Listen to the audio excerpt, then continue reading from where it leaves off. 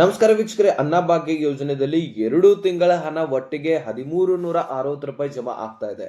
So ಬರೀ 1360 ರೂಪಾಯಿ ಅಷ್ಟೇ ಅಲ್ಲ, ಹೆಚ್ಚಿಗೂ ಕೂಡ ಜಮಾ ಆಗುತ್ತೆ. ಅದು ನಿಮ್ಮ ಮನೆಯಲ್ಲಿರುವಂತಹ ಸದಸ್ಯರ ಆಧಾರದ ಮೇಲೆ ಡಿಪೆಂಡ್ ಆಗುತ್ತೆ. ನಿಮ್ಮ ಮನೆಯಲ್ಲಿ ಎಷ್ಟು ಜನ ಸದಸ್ಯರು ಇರ್ತಾರೆ ನೋಡಿ, ಸೊ ಅಷ್ಟು ಹಣ ನಿಮ್ಮ ಖಾತೆಗೆ ಜಮಾ ಆಗತ್ತೆ. ಹಾಗಾದ್ರೆ 2 ತಿಂಗಳ ಹಣ ಈಗಾಗಲೇ ಆಗಸ್ಟ್ ಮತ್ತು ಸೆಪ್ಟೆಂಬರ್ ತಿಂಗಳ ಹಣ ಬಿಡುಗಡೆ ಆಗಿದೆ. ಈ ಒಂದು ಆಗಸ್ಟ್ ಮತ್ತು ಸೆಪ್ಟೆಂಬರ್ ತಿಂಗಳ ಹಣ ನಿಮ್ಮ ಖಾತೆಗೆ ಬರ್ತಾ ಇರುವಂತದ್ದು. ಇನ್ನು ಜುಲೈ ಆಗಿರ್ಲಿ, ಜೂನ್ ಆಗಿರ್ಲಿ, ಮೇ ಆಗಿರ್ಲಿ, ಹಿಂದಿನ ಯಾವ ಕಂತುಗಳು ಕೂಡ ನಿಮಗೆ ಬಂದಿಲ್ಲಪ್ಪ ಅಂದ್ರೆ, ಯಾವ ಕಂತುಗಳು ಪೆಂಡಿಂಗ್ ಉಳಿದಿದ್ರೆ ಏನ್ ಮಾಡಬೇಕು ಅನ್ನುವಂಥದ್ದನ್ನ ನಾನು ನಿಮ್ಗೆ ತಿಳಿಸ್ಕೊಡ್ತೀನಿ. ಅಥವಾ ಸರ್ಕಾರವೇ ಈ ರೀತಿ ಮಾಡ್ತಾ ಇದೆಯಾ ಅನ್ನೋದ್ರ ಬಗ್ಗೆ ಕ್ಲಾರಿಟಿಯನ್ನ ಪಡ್ಕೊಳ್ಳೋಣ. ಯಾಕಂದ್ರೆ ಈಗಾಗಲೇ ಅನ್ನಭಾಗ್ಯದಲ್ಲಿ ಯಾವ ಕಂತು ಹಣ ಕೂಡ ಯಾರಿಗೂ ಕೂಡ ಕ್ಲಿಯರ್ ಆಗಿ ಸೇರಿಲ್ಲ. ಸೊ ಒಂದಿಲ್ಲ, ಎರಡಿಲ್ಲ, ಮೂರಿಲ್ಲ, ಯಾವ್ದಾದ್ರು ಒಂದು ಕಂತು ಆದ್ರೂ ಪೆಂಡಿಂಗ್ ಉಳಿದಿದೆ.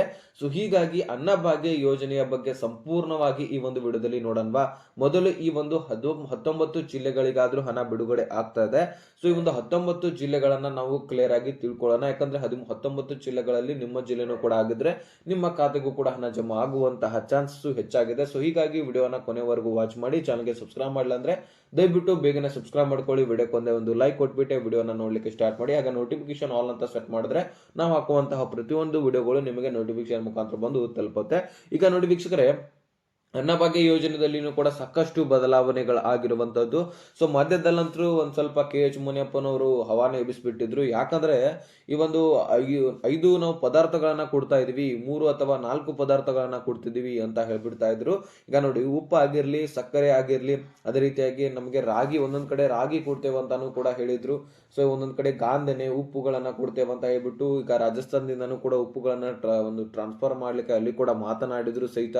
ಎಲ್ಲ ಕೂಡ ಕೊನೆಗೆ ಬಂದ ತಕ್ಷಣ ಇನ್ನೇನು ಕೊನೆ ಕ್ಷಣದಲ್ಲಿ ರಿಲೀಸ್ ಮಾಡೋದಿತ್ತು. ಎಲ್ಲರ ಒಪ್ಪಿಗೆಗಳನ್ನ ತೆಗೆದುಕೊಂಡು ಈ ಒಂದು ಪದಾರ್ಥಗಳನ್ನ ಪ್ರತಿಯೊಬ್ರು ಕೂಡ ಒಂದು ಸಪ್ಲೈ ಮಾಡುವಂತಹ ಕೆಲಸ ಬಾಕಿ ಇತ್ತು ನೋಡಿ. ಅಂತಹ ಸಂದರ್ಭದಲ್ಲಿ ಸಚಿವ ಸಂಪುಟ ಸಭೆಯನ್ನ ನಡೆಸಿಬಿಟ್ರು. ಪ್ರತಿಯೊಬ್ಬ ಸಚಿವರು ಏನ್ ಮಾತಾಡಿಕೊಂಡ್ರು ಗೊತ್ತಿಲ್ಲ.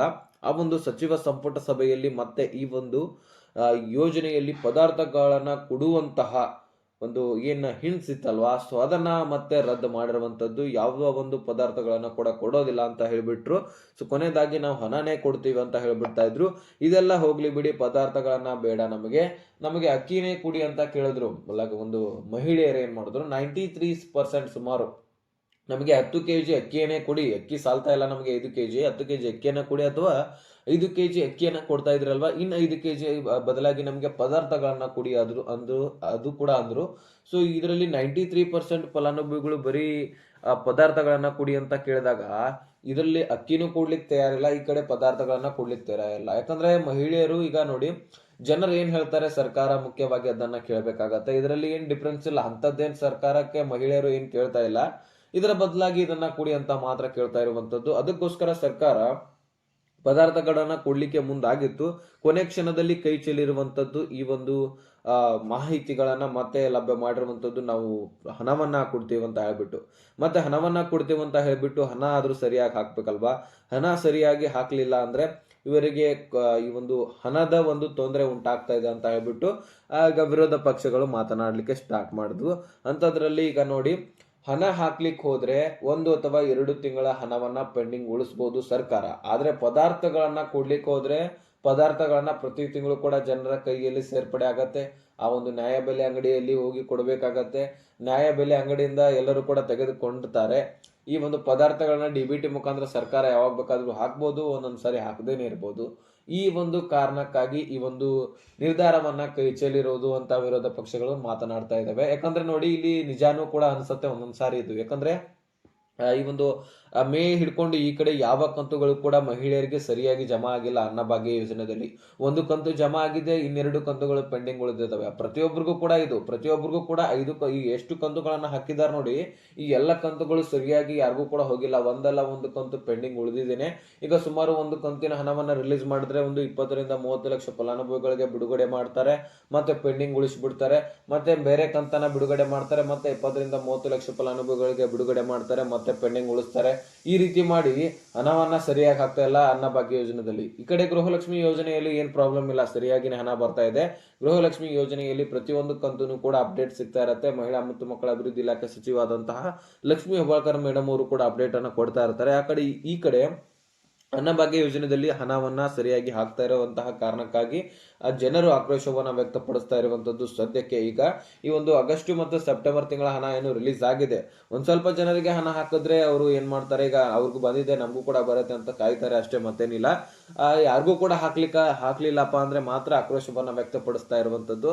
ಈಗ ನೋಡಿ, ಕೆಲವೊಂದಿಷ್ಟು ಫಲಾನುಭವಿಗಳಿಗೆ ಜಮಾ ಆಗಿ ಕೆಲವೊಂದಿಷ್ಟು ಫಲಾನುಭವಿಗಳಿಗೆ ಹೋಗದೇ ಇರುವಂತಹ ಕಾರಣಕ್ಕಾಗಿ ಅನ್ನಭಾಗ್ಯದಲ್ಲಿ ಸರಿಯಾಗಿ ಹಣ ಹಾಕ್ತಾ ಇಲ್ಲ ಅಂತ ಹೇಳ್ಬಿಟ್ಟು ಜನರ ಅಭಿಪ್ರಾಯ ಬರ್ತಾ ಇರುವಂತದ್ದು. ಅದನ್ನ ಎಲ್ಲರಿಗೂ ತಿಳಿಸ್ಕೊಡುವಂತಹ ಕೆಲಸವನ್ನ ನಾವು ಮಾಡ್ತಾ ಇರ್ತೀವಿ.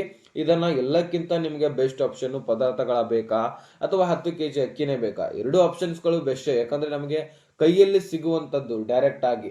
ಇಲ್ಲಿ DBT ಮುಖಾಂತರ ಹಣ ಬರೋದಾಗಿದ್ರೆ ಒಂದ್ ತಿಂಗಳು ಹಾಕ್ತಾರೆ, ಒಂದ್ ತಿಂಗಳು ಬಿಡ್ತಾರೆ, ಇದು ಪ್ರಾಬ್ಲಮ್ ಕ್ರಿಯೇಟ್ ಆಗುತ್ತೆ. ಈ ಕಡೆ ಪದಾರ್ಥಗಳನ್ನ ಅಥವಾ ಅಕ್ಕಿ ಏನೇ ಕೊಟ್ಟಿದ್ರೆ ಬಹಳಷ್ಟು ಒಳ್ಳೇದು ಅಂತ ಜನರ ಅಭಿಪ್ರಾಯ ಈಗಾಗಲೇ ಬಂದಿದೆ.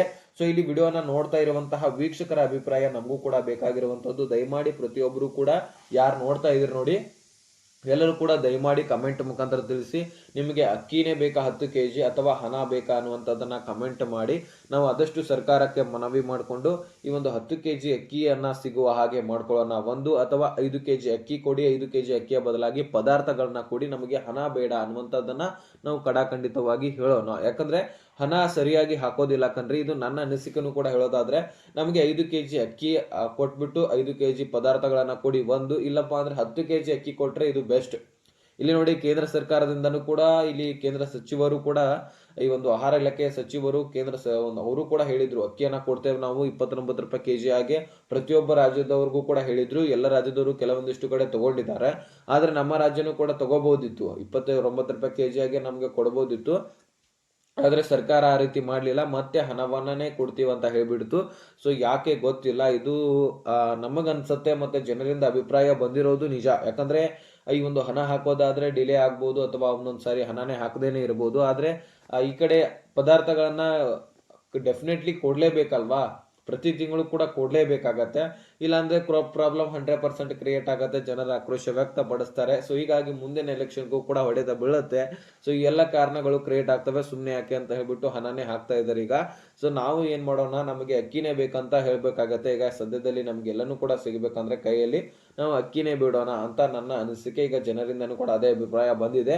ಇನ್ನು ಈಗ ವೀಕ್ಷಕರು ಯಾರು ನೋಡ್ತಾ ಇದ್ದಾರೆ ನೋಡಿ, ಇವರೆಲ್ಲರೂ ಕೂಡ ನೀವು ಪ್ರತಿಯೊಬ್ರು ಕೂಡ ಕಮೆಂಟ್ ಮಾಡಿ ನಿಮ್ಗೆ ಏನ್ ಅನ್ಸುತ್ತೆ ಅನ್ನುವಂಥದ್ದನ್ನ.